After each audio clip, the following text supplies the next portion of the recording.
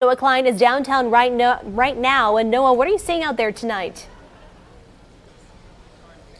Yeah, Emily, good evening. I'm right here on the corner of Walnut and 8th Street, where protesters have now moved to right outside the Boone County Courthouse. You can see them here behind me.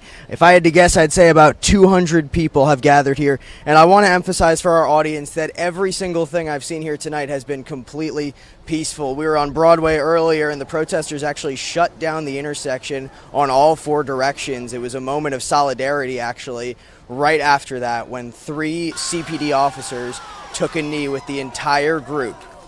I spoke with an organizer just as this protest was getting started. He's a leader in the community, and he says this means so much for our entire nation. We understand all lives matter, but today it's about, understanding that we've been dealing with a lot of oppression in this country. And these protests are ongoing. They're still going very strong right now.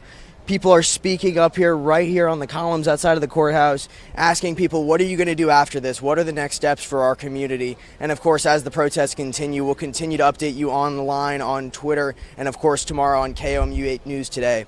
For now, reporting live in downtown Columbia, Noah Klein, KOMU 8 News.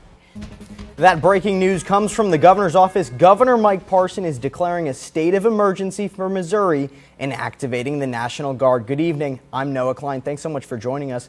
Governor Parson says there are events happening in the state that are creating conditions of distress and hazards to the welfare of Missourians. Protests have been taking place in Kansas City tonight and in St. Louis earlier today. The governor announced that he signed the executive order in the last 30 minutes. This is a developing story. You can see there are still crews on the scene.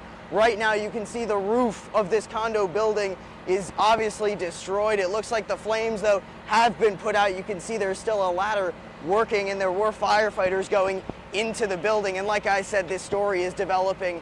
We will have anything newsworthy of this story on our website at KOMU.com, and we will be here reporting live tomorrow on KOMU 8 News Today. For now, reporting live at the Lake of the Ozarks, Noah Klein, KOMU 8 News.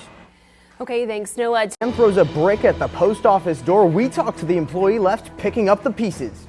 We want to be on top so that we can give this, city everything that they have and everything that they want, because Columbia is a really special place.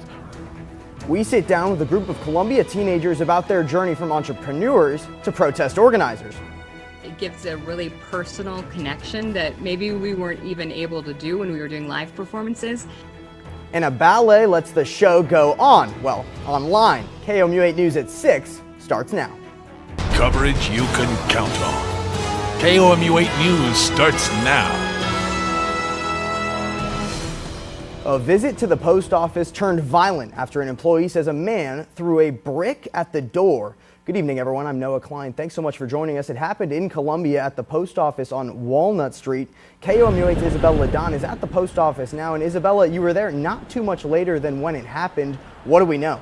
Certainly some helpful tips there. I had no idea. I clean everything in my house with bleach, but I want to bring in Jacob Vanderpool now because we were talking about rain. But Jacob, we saw a lot of sunshine. I was down at the lake. It was hot.